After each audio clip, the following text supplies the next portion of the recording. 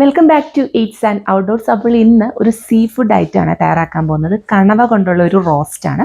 ഭയങ്കര സിമ്പിളായിട്ട് തയ്യാറാക്കാൻ പറ്റുന്ന ഒരു റോസ്റ്റാണ്. അപ്പോൾ ഇതിനകത്ത് വലിയ മസാലകളും കാര്യങ്ങളും ഒന്നുമില്ല, ചെറിയ രീതിയിൽ മസാലകളെ ചേർക്കുന്നുള്ളൂ. അപ്പോൾ ഒരുപാട് ഹെവി മസാലയൊന്നും ഇഷ്ടമല്ലാത്തവർക്ക് തയ്യാറാക്കാൻ പറ്റിയ ഒരു അടിപൊളി ഐറ്റമാണ്.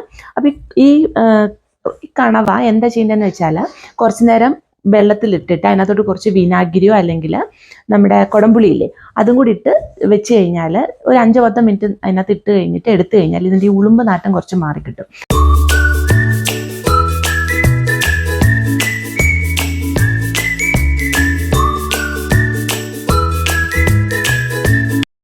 അപ്പോൾ ഈ കണവയെല്ലാം നന്നായിട്ട് ക്ലീൻ ചെയ്തെടുത്ത് മാറ്റി വെക്കുക. ഇനി ഇതിനകത്തോട്ട് 1/2 ടീസ്പൂൺ മഞ്ഞൾപ്പൊടി, 1 ടീസ്പൂൺ മുളക് പൊടി, അതേപോലെ കുരുമുളക് പൊടിയാണ് ചേർത്ത് കൊടുക്കുന്നത്. പിന്നെ ഇതിനകത്തോട്ട് ചേർക്കുന്നത് ആവശ്യത്തിന് ഉപ്പ്, അതേപോലെ 1/2 ടീസ്പൂൺ ഗരം മസാല, പിന്നെ 1 ടീസ്പൂണോളം ജിഞ്ചർ ഗാർലിക് പേസ്റ്റ്, അതേപോലെ പച്ചമുളക് അരിഞ്ഞത് 2 ചെറിയ ടീസ്പൂണ്, പിന്നെ ഇത് പെരിഞ്ജീരകം പൊടിച്ചതാണ്, അതും ഒരു 1/2 ടീസ്പൂൺ ഇട്ട് കൊടുക്കുക. പിന്നെ കറിവേപ്പില, പിന്നെ അതേപോലെ ലേശം അരിപ്പൊടി, ഒരു ചെറിയ കോട്ടിങ്ങിന് വേണ്ടിയിട്ടാണ്. അപ്പോൾ ഇതെല്ലാം കൂടി ഇട്ടിട്ട് നന്നായിട്ടൊന്ന് മിക്സ് ചെയ്തെടുക്കുക. എന്നിട്ട് നമ്മളിത് വറുത്തെടുക്കും. അപ്പോൾ വറുത്തെടുക്കുമ്പോൾ ആ കോട്ടിങ്ങിന് വേണ്ടിയിട്ടാണ്, ചെറിയ ക്രിസ്പി കോട്ടിങ് കിട്ടും, അതിന് വേണ്ടിയിട്ടാണ് ലേശം അരിപ്പൊടി ഇട്ട് കൊടുക്കുന്നത്. അപ്പോൾ എണ്ണ ചൂടായതിന് ശേഷം ഇത് ഇട്ട് കൊടുത്ത് വറുത്തെടുക്കുക.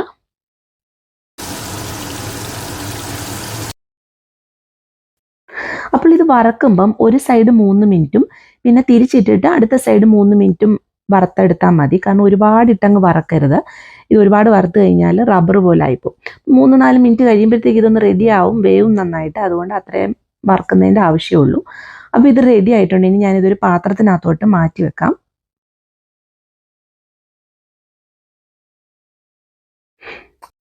ഇനി നമുക്ക് ഇഞ്ചി, വെളുത്തുള്ളി, അതേപോലെ പച്ചമുളക് ഇത്രയും കൂടെ ഒന്ന് ചതച്ചെടുക്കാം. പിന്നെ വേണ്ടത് ക്യാപ്സിക്കവും സവോളയാണ്. അപ്പം ഞാൻ ഒരു സവോളയും ഒരു ക്യാപ്സിക്കവും ആണ് എടുത്തിരിക്കുന്നത്. അതും കൂടി ഇതേപോലെ ഒന്ന് അരിഞ്ഞെടുത്ത് മാറ്റി വെക്കുക. ഇനിയും ഒരു പാനിലോട്ട് വെളിച്ചെണ്ണ ഒഴിക്കുക. അപ്പം വെളിച്ചെണ്ണ ഒന്ന് ചൂടായിട്ട് വരുമ്പോഴത്തേക്ക് നമ്മൾ ഈ ചതച്ച് വെച്ചിരുന്ന ഇഞ്ചി, വെളുത്തുള്ളി, പച്ചമുളകും ഉണ്ടല്ലോ അതും കൂടി ഇതിനകത്തോട്ട് ഇട്ട് കൊടുക്കുക. അതൊന്ന് ചെറുതായിട്ട് മൂത്ത് വരുമ്പോഴത്തേക്ക് ലേശം തേങ്ങാക്കൊത്ത് ഇട്ട് കൊടുക്കുക. എന്നിട്ട് സവോള ഇട്ട് കൊടുക്കുക. അപ്പോൾ സവോളയും ഒന്ന് ചെറുതായിട്ടൊന്ന് വഴന്ന് വരുമ്പോഴത്തേക്ക് നമ്മൾ അരിഞ്ഞ് വെച്ചിരുന്ന ക്യാപ്സിക്കം കൂടി ഇട്ട് കൊടുക്കുക. അപ്പോൾ ഇത് ഒരുപാട് വഴണ്ട് പോവണ്ട, ചെറിയ രീതിയിലൊന്ന് വഴന്ന് കിട്ടിയാൽ മതി. അപ്പോൾ ഇതൊന്നും ആയിട്ടുണ്ട്. ഇനി ഇതിനകത്തോട്ട് ലേശം മഞ്ഞൾപ്പൊടി, അതേപോലെ ഗരം മസാല, പിന്നെ ലേശം ചില്ലി ഫ്ലേക്സ്. അപ്പോൾ അതൊക്കെ എരിവ് അനുസരിച്ചിട്ട് ചില്ലി ഫ്ലേക്സ് ഇട്ട് കൊടുക്കുക. എരിവ് വേണ്ടവർക്ക് അതനുസരിച്ചിട്ട് ഇട്ട് കൊടുക്കുക. അപ്പോൾ ഇത്ര ഇട്ട് കൊടുത്തതിന് ശേഷം നമ്മൾ ഈ വറുത്ത് വെച്ചിരുന്ന കണവയുണ്ടല്ലോ അതും കൂടി ഇതിനകത്തോട്ട് ഇട്ട് കൊടുത്ത് എല്ലാം കൂടെ നന്നായിട്ടൊന്ന് ഇളക്കിയെടുക്കുക. എന്നിട്ട് ഉപ്പ് വേണമെന്നുണ്ടെങ്കിൽ ഉപ്പ് ചേർത്ത് കൊടുക്കുക.